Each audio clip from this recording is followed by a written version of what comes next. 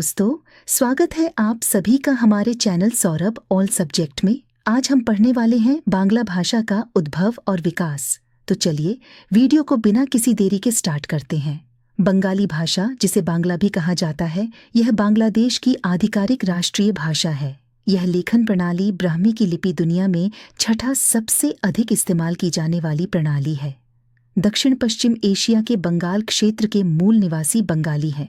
98% बांग्लादेशी लोग बंगाली को अपनी पहली भाषा के रूप में बोलते हैं। यह भारत की आधिकारिक भाषाओं में से एक है। भारत के पश्चिम बंगाल और उत्तर पूर्वी भारत के त्रिपुरा तथा असम राज्यों के कुछ प्रांतों में बोली जाने वाली एक प्रमुख भाषा है। भाषाई परिवार की दृष्टि से यह हिंद यूरोपीय भाषा का परिवार का सदस्य है।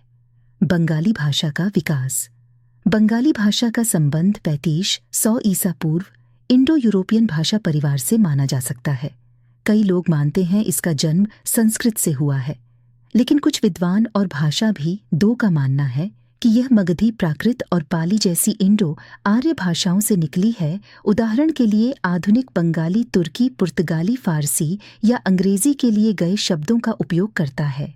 बंगाली भाषा के विकास को 3 चरणों में विभाजित किया जाता है। पहले पुरानी बंगाली, दूसरा मध्य बंगाली, तीसरा आधुनिक बंगाली। प्राचीन बांग्ला साहित्य 950 से 1200 ई तक। पुरानी बंगाली लगभग 650 ईस्वी पूर्व की है, जब पुजारी और विद्वानों ने बंगाल के साहित्यिक कार्यों में संस्कृत का व्यापक रूप में उपयोग किया था। हालांकि बंगाल साहित्य के इतिहास में यह एक अंधकारमय क्षेत्र है। दरअसल इस समय के साहित्य के निशान बहुत कम है। अब तक पाया गया है कि सबसे पुराना ग्रंथ चार्यपद है। यह बौद्ध धर्म पर आधारित रहस्यों, घटना की रहस्य में कविता का एक संग्रह है। माना जाता है कि इसकी उत्पत्ति 8वीं और 12वीं शताब्दी के बीच हुई थी। यह संस्कृत प्रधान है। मध्यकालीन बांग्ला साहित्य 1200 से 1800 ई तक। 1400वीं शताब्दी के दौरान मुस्लिम आक्रमणों ने बंगाल के सल्तनत की स्थापना की। सल्तनत ने बंगाली को क्षेत्र की आधिकारिक अदालती भाषा घोषित किया और यह जल्द ही बंगाल की स्थानीय भाषा बन गई।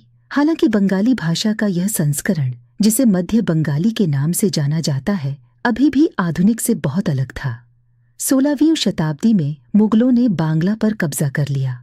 वह अपने साथ जो समृद्ध फारसी भाषा लाए थे, उसने भाषा को प्रभावित करना शुरू कर दिया। आधुनिक बांग्ला साहित्य 1800 से 1950 तक।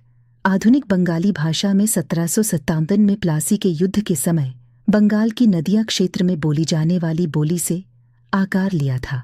हालांकि भाषा की औपचारिक और आकस्मिक किस्म में विभाजित किया गया था, जिन्हें शुद्धियों भाषा और चौलिटो भाषा के रूप में जाना जाता है।